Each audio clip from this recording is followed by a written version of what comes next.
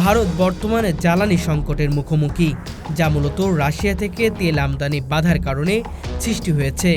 2025 সালের জুলাই মাসে ইউরোপীয় ইউনিয়ন রাশিয়ার উপর নতুন নিষেধাজ্ঞা আরোপ করে, যার ফলে ভারতীয় রিফাইনারি প্রতিষ্ঠান নারাই এনার্জি রাশিয়ার তেল আমদানি ও রপ্তানি চালিয়ে যেতে ডার্ক ফ্লিট নামে পরিচিত গোপন জাহাজ ব্যবহার করতে বাধ্য হয়েছে। এই জাহাজগুলো সাধারণত তাদের অবস্থান ও মালিকানা গোপন রাখে এবং আন্তর্জাতিক নিয়ন্ত্রণ এড়াতে বিভিন্ন কৌশল অবলম্বন করে। যদিও ভারত সরকার নারাকে সহায়তা প্রদান করেছে, তবে এই পরিস্থিতি দেশের জ্বালানি নিরাপত্তাকে চ্যালেঞ্জের মুখে ফেলেছে।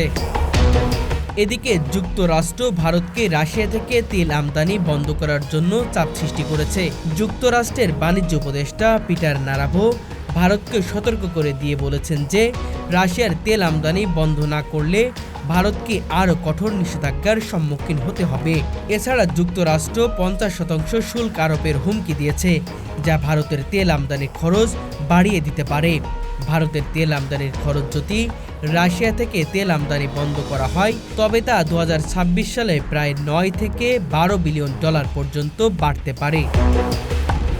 রাশিয়া বর্তমানে বিশ্বের তেল সরবরাহের 10% প্রদান করে এবং ভারত রাশিয়া থেকে দৈনিক 1.5 বিলিয়ন ব্যারেল তেল আমদানি করে থাকে। এই পরিমাণ তেল বন্ধ হলে ভারতের তেল সরবরাহের বড় ধরনের ঘাটতি দেখা দিতে পারে। এই সংকট মোকাবেলায় ভারত বিভিন্ন উৎস থেকে তেল আমদানি বাড়ানোর চেষ্টা করছে। মধ্যপ্রাচ্য, যুক্তরাষ্ট্র, ব্রাজিল, সৌদি আরব এবং অন্যান্য দেশ থেকে তেল আমদানির জন্য চুক্তি করা হচ্ছে। তবে রাশিয়া থেকে তেল আমদানির তুলনায় এসব উৎস থেকে তেল আমদানি খরচ বেশি হওয়ায় ভারতের জ্বালানি খরচ বৃদ্ধি পাচ্ছে। এই পরিস্থিতিতে ভারত সরকারকে শক্তিশালী কূটনৈতিক কৌশল গ্রহণ করতে হবে। যুক্তরাষ্ট্রের সঙ্গে বাণিজ্যিক সম্পর্ক পুনর্বিবেচনা এবং রাশিয়ার সঙ্গে শক্তিশালী সম্পর্ক বজায় রেখে দেশের আমদানি নিরাপত্তা নিশ্চিত করতে হবে। এছাড়া নবায়নযোগ্য জ্বালানি উৎসের দিকে মনোযোগ দিয়ে দীর্ঘমেয়াদে জ্বালানি সংকট মোকাবেলায় কার্যকর পদক্ষেপ নিতে হবে। এই সংকট শুধু ভারতের জন্য নয়, সমগ্র বিশ্ব অর্থনীতির জন্য একটি সতর্কবার্তা।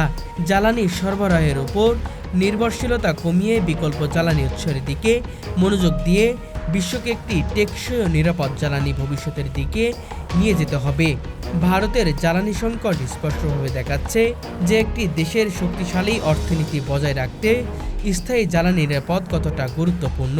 রাশিয়ার তেল আমদানি সীমাবদ্ধ হওয়ায় ভারতের তেল সরবরাহ বড় চ্যালেঞ্জে দেখা দিয়েছে, যা দেশকে বৈশ্বিক কূটনৈতিক ও অর্থনৈতিক চাপের মুখে ফেলে। এই পরিস্থিতি মোকাবেলায় ভারতকে বিভিন্ন উৎস থেকে তেল আমদানি বাড়ানো, নবায়নযোগ্য জ্বালানি ব্যবহারের দিকে মনোযোগ দেওয়া এবং কৌশলগত কূটনৈতিক পদক্ষেপ গ্রহণ করতে হবে।